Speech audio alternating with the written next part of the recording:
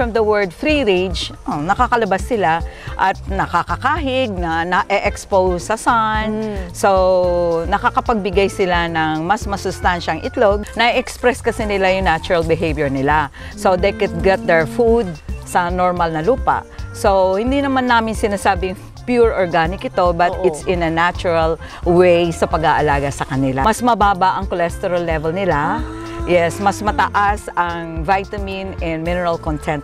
At napakaganda rin po ito kasi dust bath ang tawag po namin. Kung may kuto sila, napupuwing yung mga... at yun ang normal na pampatay ng mga parasites na sumisip-sip ng dugo. Kaya mas maganda talaga yung free-range chicken.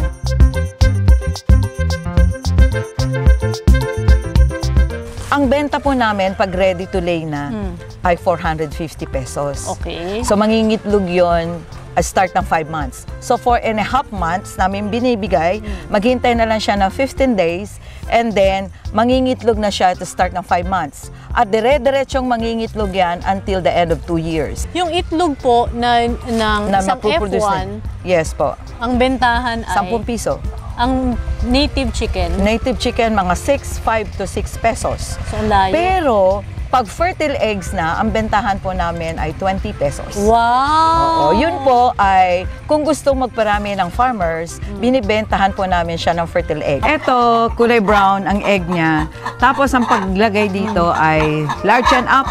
Okay, ito yung pointed niya, ito yung blunt end niya. Pointed sa baba. Kasi nandito yung air cell.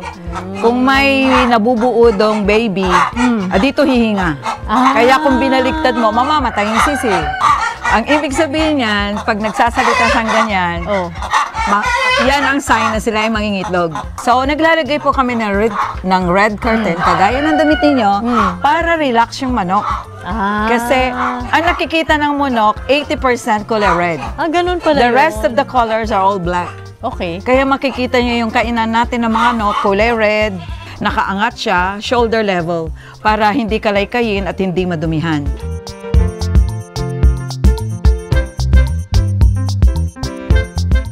Kung pang-ulam nyo lang, pwedeng 20. Okay. Break even ka doon. Pero kung gusto mo na kumita ng konti, 50 to 100. 50. Okay, to 100. 50, 100. Kasi yung labor mo sa maliit, pareho lang sa labor ng madami. Itong sistema po ninyo, ay naituro nyo na sa communities? Yes. Nagbigay po kami ng 20 each sa mga interested na participants, particularly women. 20 heads.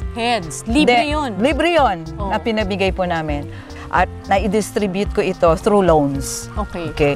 Pero yung loan nila, kung ano yung natanggap nilang number ng manok, yun din ang ibibigay nila. Yung sumunod na beneficiary, magbigay din sila ng 20. So yun ang bayad ko? Yun ang bayad mo. Hindi cash? Hindi cash. Paano ko yung bahay na itatayo? Ganyan? Yun ang equity nila.